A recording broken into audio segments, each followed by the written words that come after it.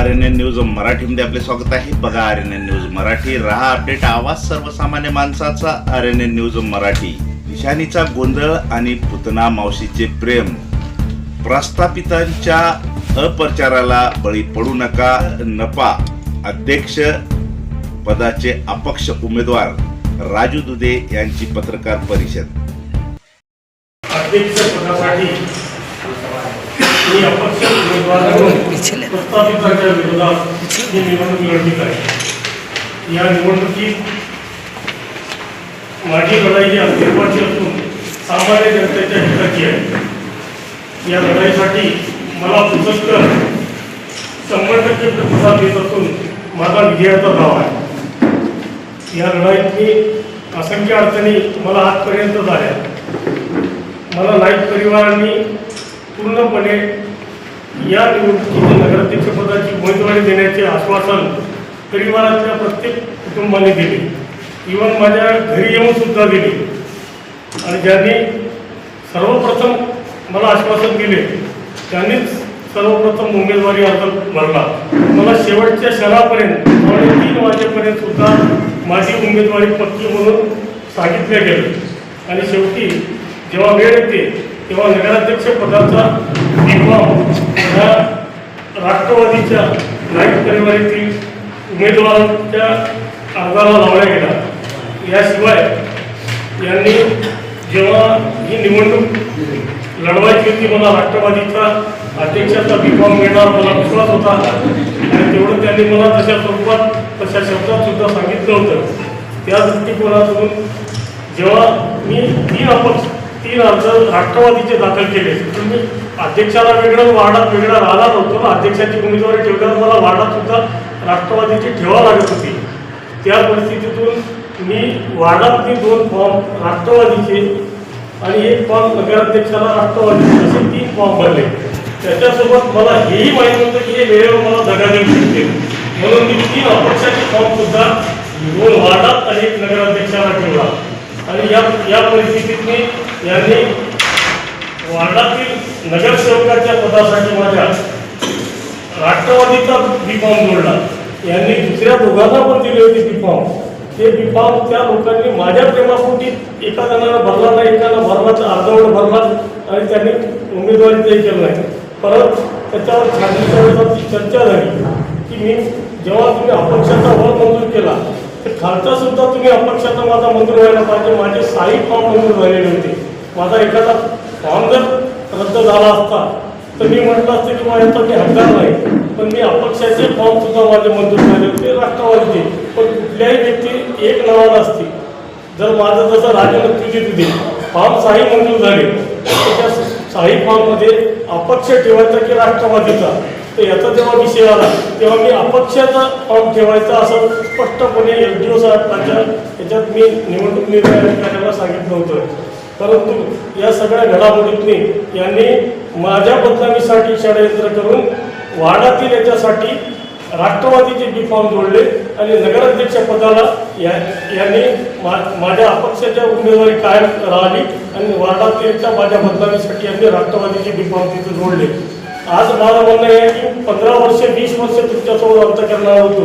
3 वेळचे नगराध्यक्ष माझ्यामुळे राष्ट्रवादीचे झाले आणि आज जेव्हा वेळ येत आहे तेव्हा अशी परिस्थिती आहे की या वेळेत यांनी माझी बदनामी होण्यासाठी वाडा लोकांचा, पुसद शहरातील जनतेचा माझ्यावर असलेला विश्वास, माझी 25 वर्षाची दीर्घ सेवा, या सेवेतून माझा प्रत्येक घरोघरी प्रत्येक जाती धर्मात असणारा संपर्क, या सगळ्या याच्यामुळे प्रस्थापित हादरल्या गेलेले आहेत। आणि या हादरलेल्या प्रस्थापितांनी हे षडयंत्रासाठी माझ्या वार्डातील उमेदवारीला B.Com लावून ठेवले आणि पुसदकरांसमोर माझी निगेटिव्ह भूमिका दाखवून हे आमचेच अशा स्वरूपाचा मेसेज देण्याचा प्रयत्न या माध्यमातून केला।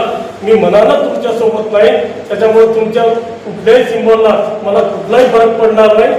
मी आज नगराध्यक्ष पदाचा अपक्ष म्हणून उमेदवार उभा आहे। वार्डात यांनी B.Com लावल्यामुळे तिथे मला घडीचे सिंबॉल भेटले।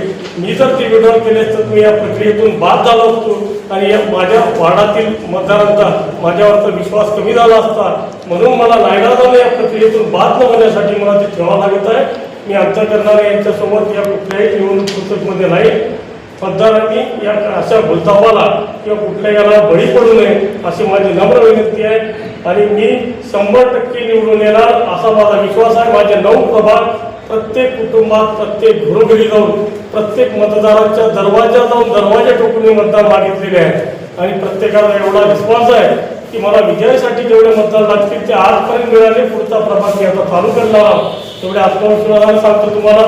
मी जेव्हा लोकसभेत 8 दिवस आधी खासदाराचं पोस्टर लावू शकतो तेव्हाही लोकांनी मला विचार काढलं होतं की मंत्र्याला तुम्ही विदर्भात सर्वात आधीपर्यंत निवडून येता हे सुद्धा 15 दिवसाआधी सांगू शकतो. हे तर माझं गाव आहे.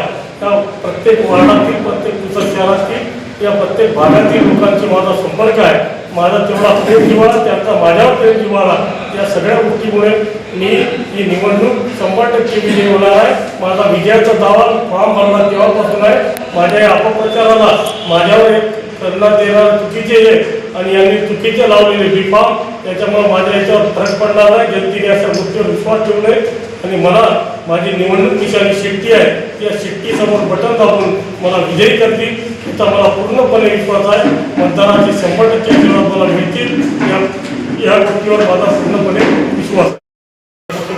माझ्याकडे तर शिट्टीमधून किंमत द्या. शिट्टी समान केली अशी शिट्टी जी उमेदवारी मिळाली ती देता येते. तसं वकिलाने सुद्धा माझ्या आर्ग्युमेंट केली आणि ते आर्ग्युमेंट केले ते ब्लॅक कॉपी आम्हाला सायंकाळी उशिरापर्यंत देणार आहे. तर ते शेवटी पुढचं प्रोसिजर आहे. निवडणुकीला 4 दिवसाचा कालावधी आहे. तर अपक्षाला निशाणी मिळण्यासाठी एवढा वेळ गेला तोपर्यंत यांनी केला. यांनी प्रचारसुद्धा यांचा केला.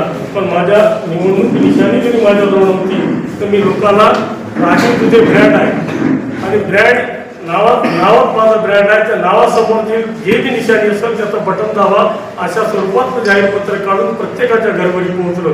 त्याच्यामुळं मला एवढा विश्वास आहे की माझ्या याच्यात ही निवडणूक मी 100% विजयी होणार. आणि माझ्या याच्यात कुठेही मला असं वाटत नाही की मतदानासाठी मी आजपर्यंत कमी पडलो.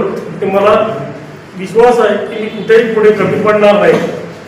याशिवाय सगळ्यात महत्त्वाचं म्हणजे नाईक परिवाराने मागच्या वेळेस अनिता काकू आमच्या आदरणीय काकू नगराध्यक्ष होत्या. त्यावेळेस सुद्धा आम्ही निधी आणून शहराचा विकास करू. भरमसाठ निधी आम्ही आणू शकतो.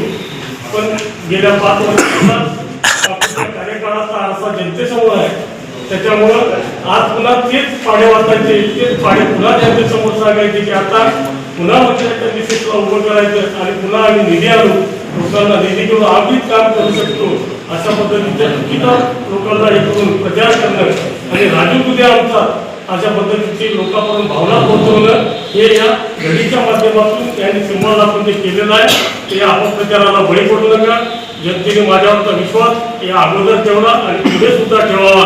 मी निवडून आल्यावर जनतेच्या सेवेत कुठेही कमी पडणार नाही एवढं मी विश्वासाने सांगू इच्छितो आणि माझे 2 शब्द संपवतो.